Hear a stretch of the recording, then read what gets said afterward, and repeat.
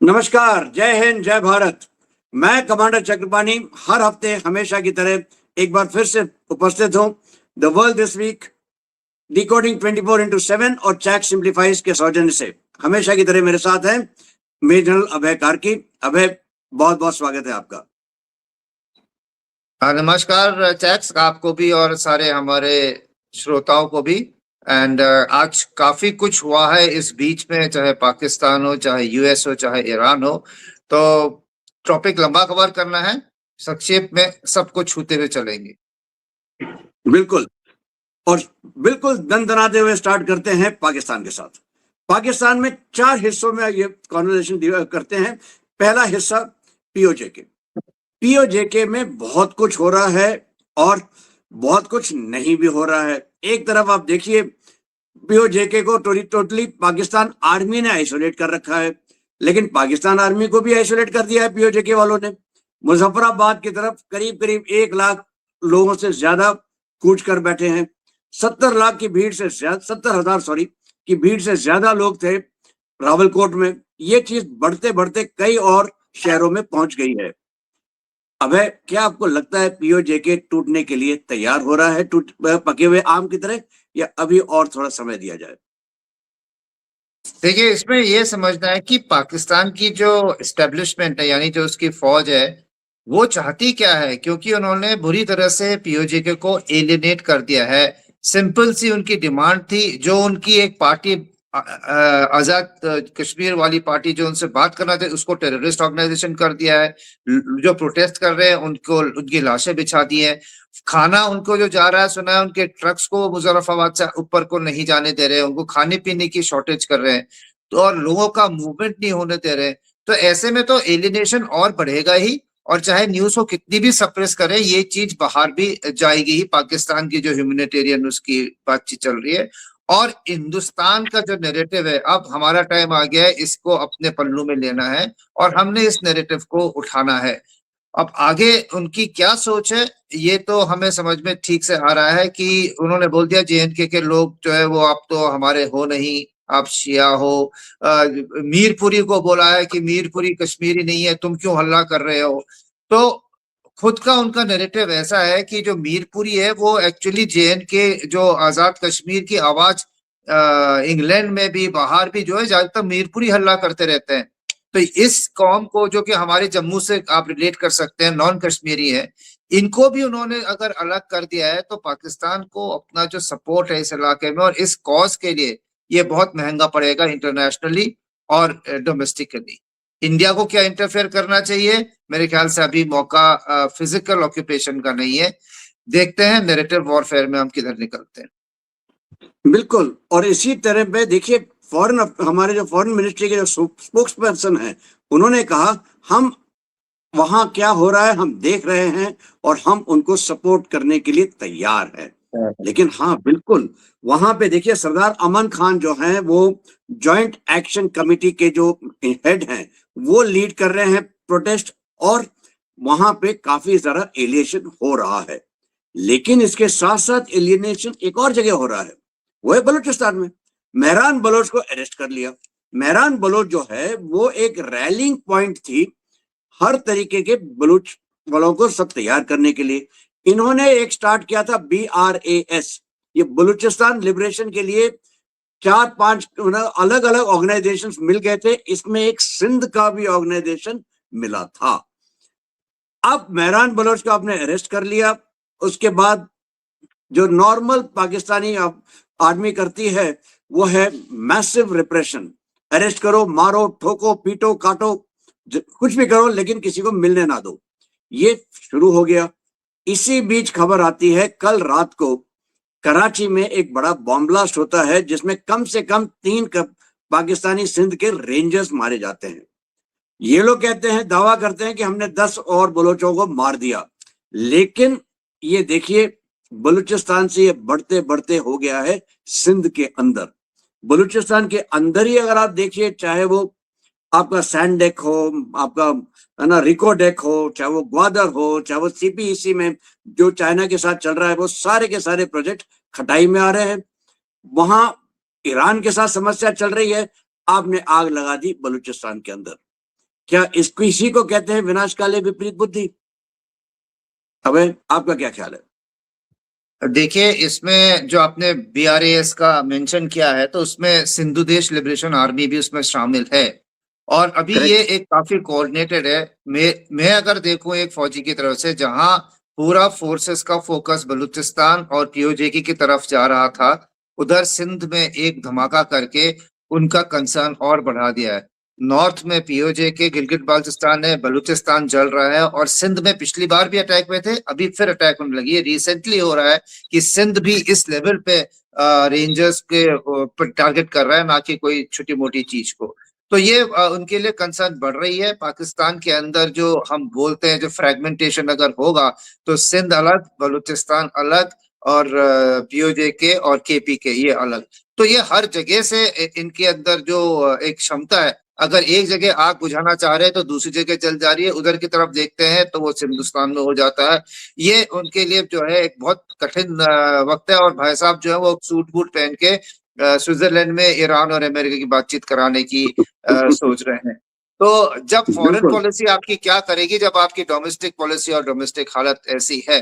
और एक चीज याद रखें, बलोच लिबरेशन आर्मी को टेररिस्ट ऑर्गेनाइजेशन डिक्लेयर करने के लिए यूएन में पाकिस्तान और चाइना गए थे, सीपेक वाले, क्वादर गोड वाले, लेकिन अमेरिका ने इसको वीटो कर दिया था। तो अब आप पढ़िए इसके बीच में हो क्या रहा है। बिल्कुल। और इस सब अगर इतनी आग काफी नहीं थी, अफगानिस्तान ने एक और चिंगारी लगा और आग लगा दी। उन्होंने ड्रोन्स के साथ स्ट्राइक करना शुरू किया और उसके बाद जब उन्होंने उठा के एक वीडियो डाल दिया, एनिमेटेड वीडियो, जिसमें वो बता रहे हैं कि पाकिस्तान के अंदर आईएसआई और आईएसकेपी के साथ जो मिली भगत है, इसमें कहां कहां पे उनके ट्रेनिंग कैंप्स हैं, सारी जगह दिखाई, उनके बताया कि ये हमारे निशाने के ऊपर हैं। उसके साथ साथ एयर स्ट्राइक्स इतनी, देखिए पाकिस्तान तो बोलता नहीं कितनी घातक थी, लेकिन एक नोटैम जारी करके बोल दिया कि यहाँ पे हवाई जहाज नहीं उड़ेंगे। तो मतलब साफ दिखा रहे हैं कि भाई घातक तो थी। इस सब के बीच में आप देखिए केपीके में भी आग लगी है। आग में अगर बुझाना है तो पानी की जरूरत है, लेकिन अब पानी में भी समस्या आ गई, क्योंकि इंडस वाटर ट्रीटी को हमने जब से अबेयंस में रखा है, हालांकि हिंदुस्तान अभी भी आप देखिए आईडब्ल्यूटी के तहत ही काम कर रहा है, कोई भी क्लॉज उसका उल्लंघन नहीं हुआ है, लेकिन रावी का पानी करीब करीब बंद हो गया। आपने शुरू कर दिया चनाब के ऊपर भी काम करना, ताकि उनको लगे कि यार अब पता नहीं चनाब पे भी अगर होता है कि तो क्या होगा। एक छोटी सी टनल की बात है, वो भी कहाँ है टनल, वो है आपके, है ना, हिमाचल में रोहतांग पास के पास, लेकिन वहां पर भी इन्होंने हल्ला मचाना शुरू कर दिया, कहना शुरू कर दिया कि अब हम जंग छेड़ेंगे। क्या ये नहीं लगता आपको अभय कि ये सब आग जो इंटरनल लगी है, और आप कह रहे हैं सूट बूट पहन के ये पहुंच गए हैं भाई साहब स्विट्जरलैंड में, वहां पे उनको बुलाया नहीं गया, बेइज्जत किया गया, यहां तक कि ईरान ने भी कह दिया कि भाई पाकिस्तान के साथ कोई मध्यस्थता नहीं है, और मध्यस्थता तो अब कतर कर रहा है। क्या आपको लगता है पाकिस्तान किसी ना किसी तरीके से इसको एक्सटर्नलाइज करेगा, और वो एक्सटर्नलाइज अगर जब करता है वो भारत की तरफ ही निगाह दौड़ाएगा? क्या लगता है आपको? देखिए, मेरे को ये लगता है अगर पाकिस्तान इस समय सोचता भी है एक्सटर्नलाइज करने की, तो उसके देश के अंदर अभी जिस तरह से उसने अपने देशवासियों को तंग कर रखा है, वो एकता नहीं आएगी जो सिंदूर के टाइम पे आई थी। और दूसरा, उसके पास अभी सिंदूर की मार से उभरा नहीं है, वो कन्वेंशनल वॉर में, मतलब आर्मी, नेवी, एयरफोर्स में अभी वो भी उसकी जो मार खाई थी और जो डिस्ट्रक्शन हुआ था, रिकवरी नहीं हुई है। तो इसलिए अगर वो करेगा भी तो इंडिया के अंदर वो टेररिस्ट अटैक्स कराएगा।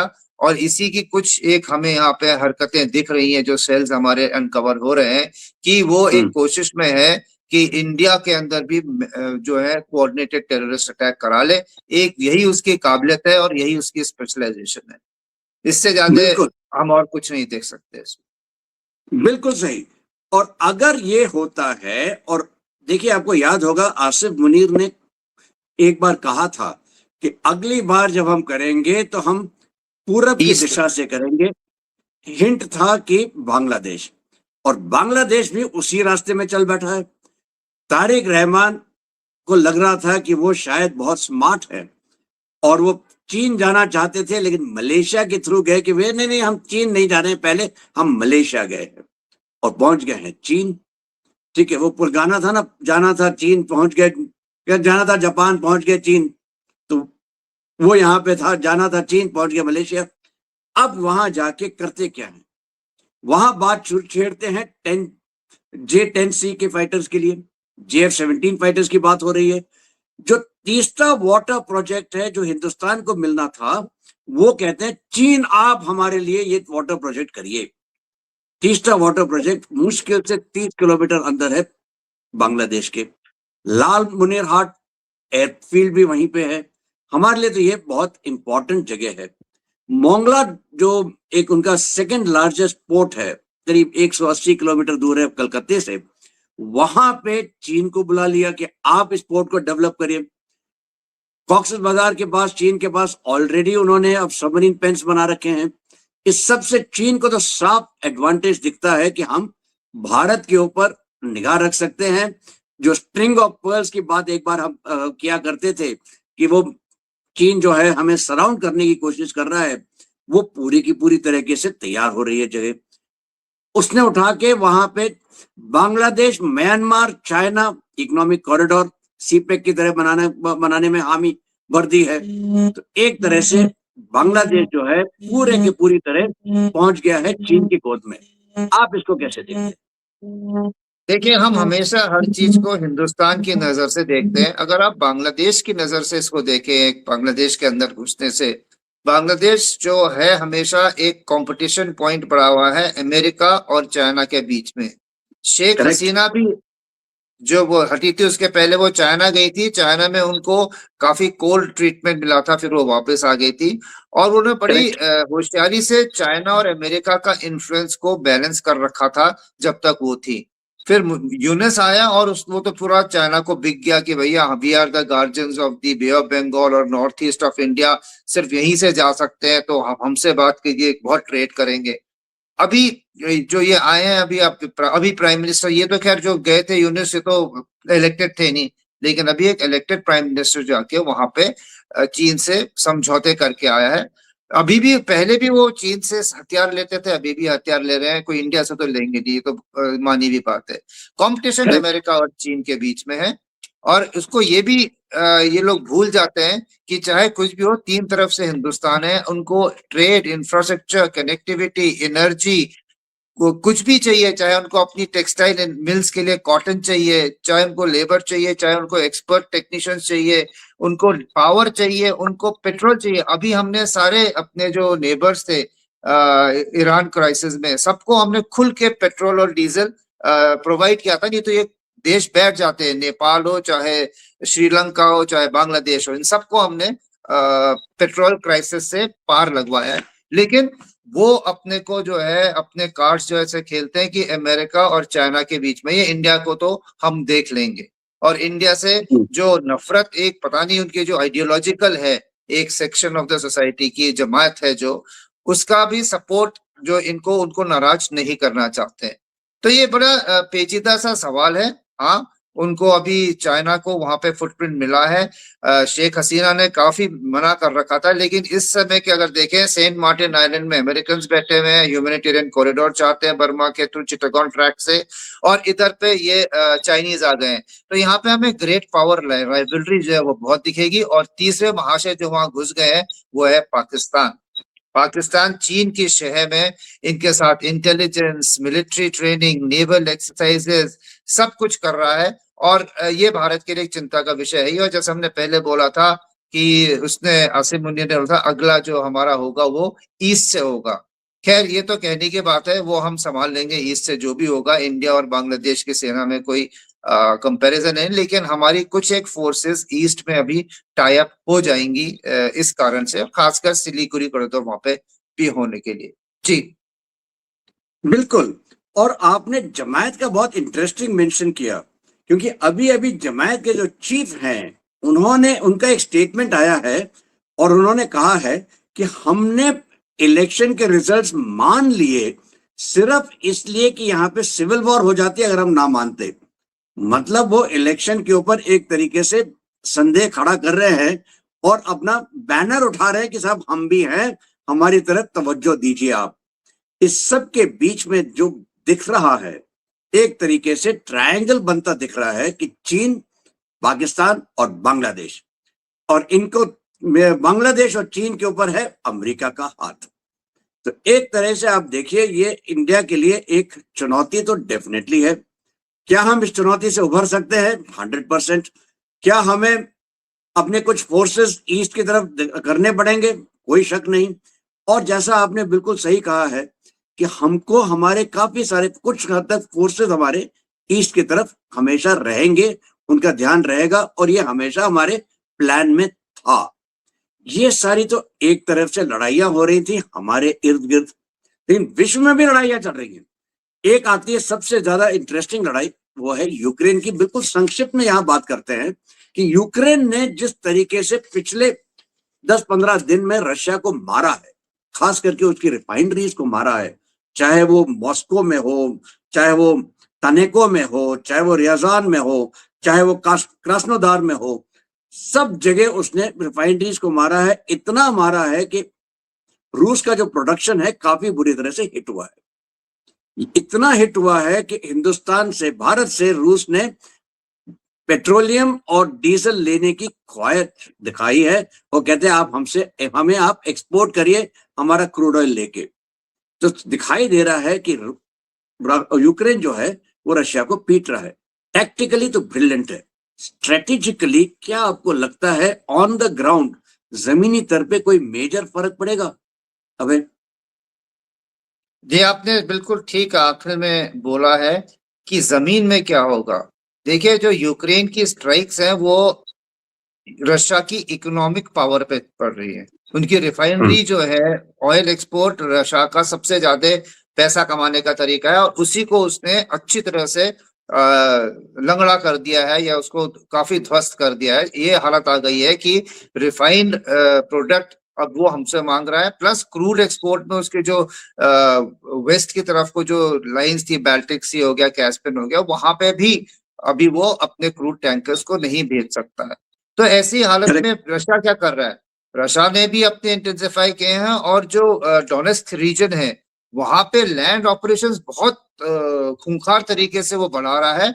और अभी थोड़े दिनों में देखने की बात है, क्योंकि अभी तो टैंक्स, उसके आर्टिलरी वगैरह ने काफी एनसर्कलमेंट कर दिए हैं एक और दो जगहों के। तो क्या जो लॉन्ग रेंज यूक्रेन के स्ट्राइक्स थे ड्रोन्स के द्वारा, उसको एक इंटेंस फिजिकल एडवांस के थ्रू रशिया उसका अपना प्रेशर हटाने के लिए कर रहा है, क्योंकि ड्रोन वर्सेस ड्रोन करने में तो कोई फायदा नहीं। शायद जो लैंड में वो कर रहा है, कल की खबर में भी आया था, काफी उनका भीषण एडवांस शुरू हो रहा है, उससे यूक्रेन को अगर कुछ लैंड प्रॉपर्टी का लॉस होता है तो वो तो लड़ाई के बाद तक भी बार्गेनिंग रहेगा। रिफाइनरी आपने उड़ा दी है, वो तो अगले 1-2 साल में रिपेयर हो जाएगी। तो ये एक इकोनॉमिक हिट जो है वर्सेस काइनेटिक ग्राउंड फोर्सेस की हिट, इन दोनों देशों की जो है।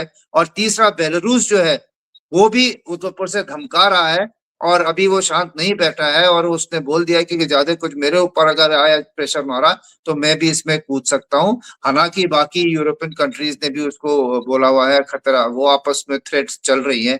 लेकिन रशिया वर्सेस यूक्रेन में देखें तो दोनों ने अपनी इंटेंसिटी बढ़ाई है। एक ने इकोनॉमिक वॉरफेयर की तरफ से, और दूसरे ने जो है फिजिकल ग्राउंड फोर्सेस की तरफ से। बिल्कुल। और अबे आपको याद होगा एनडीए में एक बोर्ड लगा रहता था हमेशा, जो हमने देखा ड्रिल स्क्वायर के सामने, वो था victory is always measured by foot. मतलब जमीन पे अगर आप हैं तभी आपको जीत मिलती है। और इसी वजह से आप देखिए जमीन के ऊपर अमेरिका नहीं है, ईरान में उसको जीत नहीं मिल रही, क्योंकि उसने अपने फुट सोल्जर्स को कमिट बिल्कुल नहीं किया ईरान में। पिछली बार आपको याद होगा, हम ईरान और अमेरिका की जो लड़ाई चल रही है उसको हम कह रहे थे ऑफ ऑन ऑफ ऑन। अभी ये ऑफ ऑन अभी भी चल रहा है।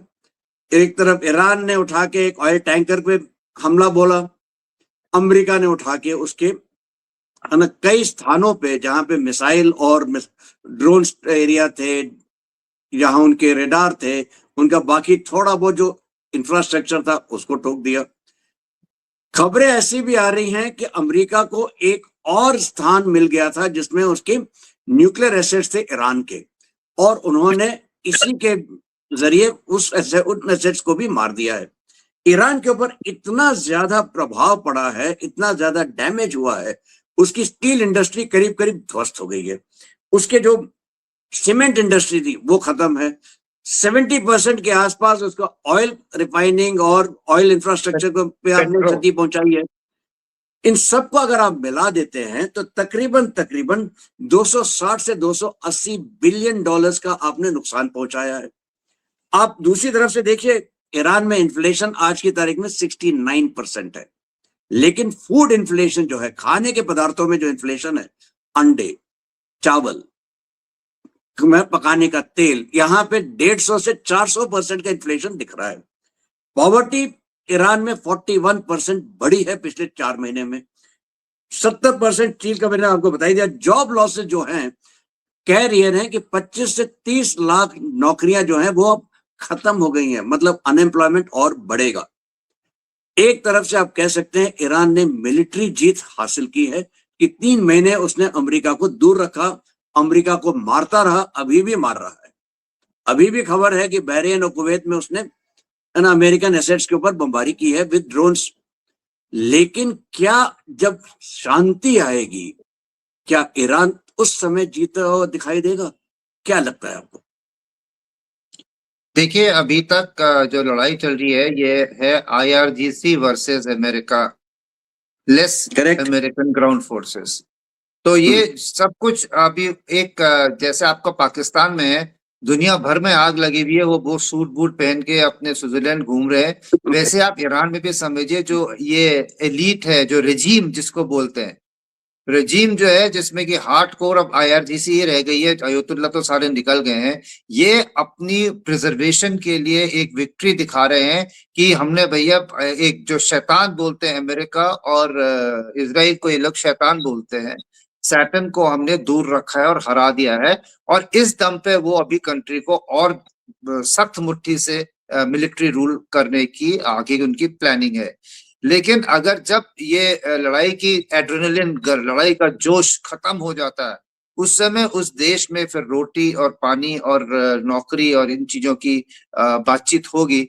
उस समय जो लोगों का गुस्सा है, क्या वो दोबारा उभर के आएगा, या ये मिलिट्री जो इतनी पावरफुल है, जैसे पाकिस्तान में उसने सबको दबा के रखा हुआ है, इमरान खान आया तो इमरान खान को हटा दिया अपनी, तो क्या ऐसे ही वो चलेगा, रिप्रेशन में चलेगा एक डिक्टेटरशिप की तरह? ये देखने वाली बात है। पर फिलहाल बात यही है कि अमेरिका ने उसको काफी नुकसान पहुंचाया है इस बार भी, लेकिन रजीम जो है वो इंटैक्ट है, क्योंकि अमेरिका तो बात ही रजीम से कर रहा है।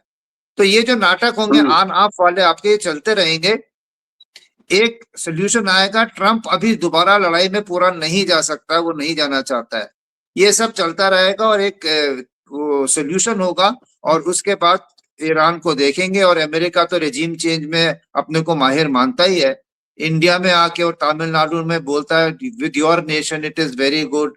हिंदुस्तान में जिस हिसाब से वो चल रहा है हिंदुस्तान करने में, वैसे ही वो वहां पे भी रेजिम चेंज की कोशिश जारी रखेगा। फिलहाल ये जो ऑन ऑफ है ये चलता रहेगा, ये मेरी रीडिंग है। बिल्कुल सही कह रहे हैं आप, क्योंकि देखिए ऐसा है कि ईरान में जो रेजीम है, इससे बड़ा बड़ा कातिल अपने ही देश में कोई हो ही नहीं सकता। 30 से 40 हजार लोगों को तो इसी रेजीम ने मारा है, वो भी इसी साल। और ऐसा रेजीम को आप कहते हैं कि हम उसके साथ बहुत कुछ करेंगे, तो ये बिल्कुल साफ दिखाई दे रहा है कि ये मर्डरस रेजीम कभी ना कभी किसी ना किसी टाइम पे, और वो भी बहुत जल्दी खत्म होने वाली है, क्योंकि ईरान के लोग ही कब इसको ठिकाने लगाएंगे।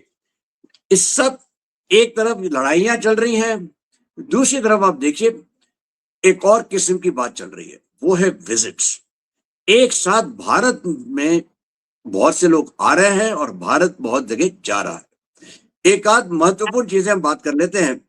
एक है यूएई की जो विजिट हुई थी कुछ ही दिन पहले, जहां पे ब्रह्मोस और आकाश तीर की बात छिड़ी शुरू हुई।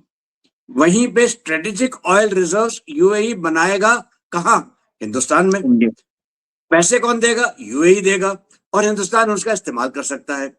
इन्वेस्टमेंट्स की बात हुई है, फिर यूरोपियन यूनियन वो कई बार गए, हर बार गए हैं तो एक तरीके से आप देखिए मिलन हो रहा है। यूरोपियन यूनियन में की जो टेक्नोलॉजी है, वो टेक्नोलॉजी को अगर आप मेल कर सकें भारत के स्केल, भारत के मैन पावर, भारत के बाकी चीजों के साथ, तो आपको एक विन विन सिचुएशन मिल जाती है कि आपको टेक्नोलॉजी मिल गई और यूरोप को एक तरीके से मैन्युफैक्चरिंग जगह मिल गई। तो ये आपको दिखाई दे रहा है यूरोप के साथ। अभी अभी मोदी जी गए हैं सेशल्स। सेशल्स बहुत अहम है और इसलिए अहम है क्योंकि अभय आपने बिल्कुल सही पकड़ा था जरा सा पहले जब हम बांग्लादेश की बात कर रहे थे कि चीन जो है बांग्लादेश के में खेल कर रहा है ताकि वो बे ऑफ बंगाल में किसी ना किसी तरीके से आगे अपने आप को बढ़ा पाए। ग्रेट पावर राइवलरी यहाँ पे शुरू हो गई है और चीन चाहता है अपना मलाक्का डिलेमा को सॉल्व करने के लिए। हम वेस्टर्न इंडियन ओशन में सेशल्स के साथ अगर दोस्ती करते हैं, और उनको इस बार मोदी जी ने प्रेजेंट क्या किया है, एक ऑफशोर पेट्रोल वेसल, उनको रेडार्स दिए हैं, उनको बोट्स दिए हैं, सर्वेलेंस इक्विपमेंट दिया है। हमारा जो नेवी का बेस है अडेलेगा आइलैंड में, उसको हम और अच्छा बनाएंगे ताकि हम इस पूरे एरिया में नजर रख सके, चीन को काउंटर कर सके। इस सब के साथ साथ बाकी चीजें जो हमारा हिंदुस्तान का विजन है महासागर का, वो महासागर विजन भी हम आगे बढ़ा रहे हैं। आप इस सबको कैसे देखते हैं? इसमें जो अरेबियन सी है जहाँ पे ये सेशल्स की बात हो रही है, वहाँ यूएस का बेस डिएगो गार्सिया भी है, जिसकी काफी ब्रिटेन ने हमें देने के लिए राजी हो गए थे पर अमेरिका ने मना कर दिया। तो ये भी Correct. एक उसके पास ही है, ये सेशल्स के बहुत दूर नहीं है। तो एक बहुत ये भी पास है। उसमें बहुत पास है। तो इंडिया की वहां प्रेजेंस होना, और जिस हिसाब से अमेरिका चाहता है कि मेरे अलावा और किसी का प्रभुत्व ना हो, और हम चाहते हैं कि अरेबियन सी में और बे ऑफ बंगाल में दोनों में इंडिया जो स्टेक होल्डर है और सिक्योरिटी प्रोवाइडर वो रहे, ना चीन ना अमेरिका।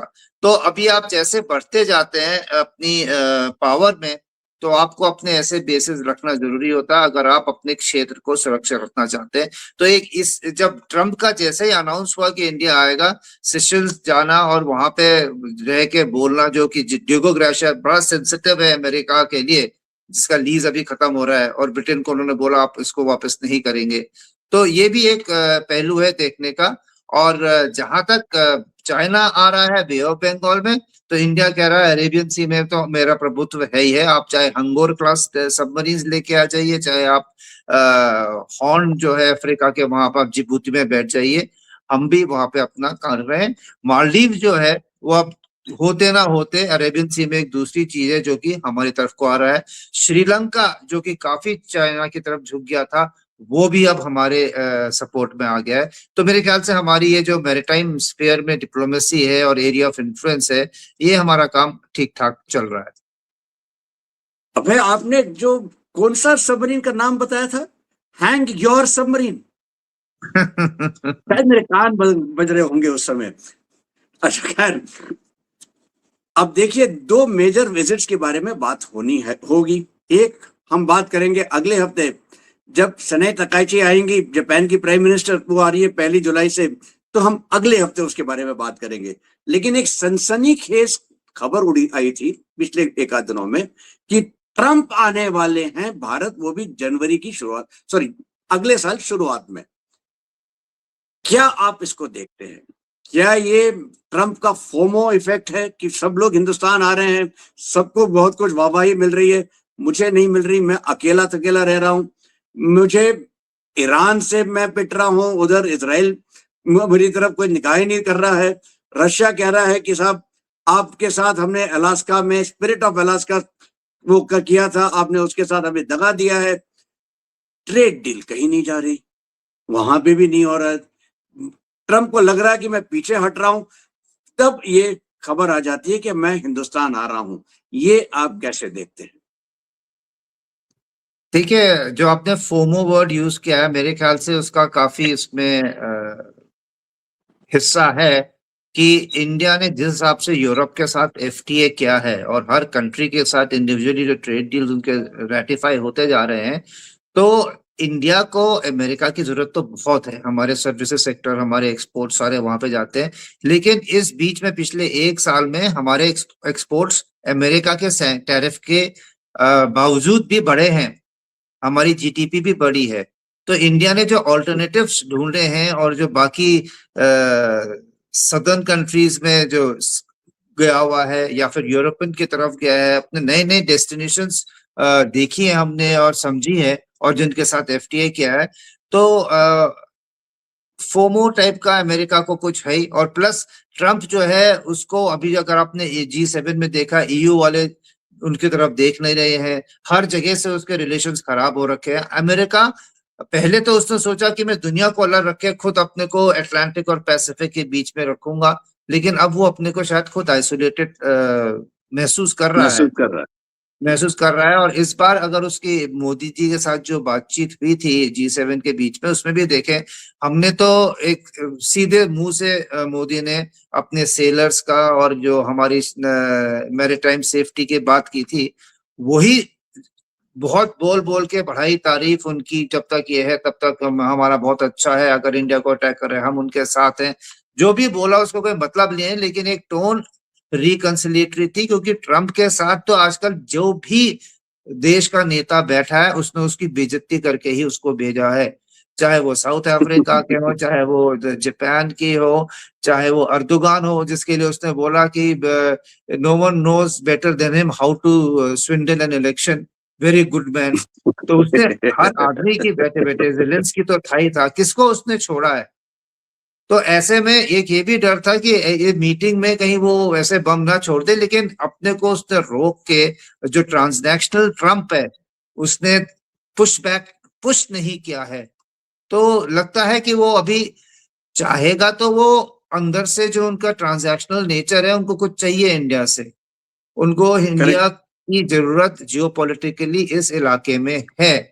और जो ट्रेड टैरिफ्स के चक्कर में उन्होंने इंडिया को दूर किया है और मोदी ने उनसे बातचीत नहीं की इतने दिनों तक, उसके बाद जो इंडिया के ट्रेड के नंबर्स और जीडीपी ग्रोथ के नंबर्स आए थे, तो वही है कि कहीं हम इंडिया को यूरोप जापान मिलके हमें अमेरिका की जगह इन लोगों से ज्यादा ना हो जाए, तो हमारा भी जो पार्टिसिपेशन है, ये जो मार्केट है जो आने वाली इंडिया की इतनी बड़ी, इसमें हमारा अगर ट्रेड डील हो जाता है और जो पॉलिटिकली हमारे जितने भी वो उनके साथ अरेंजमेंट्स है, लेमुआ वगैरह जो है, वो तो वो है ही है अभी हम उनके साथ।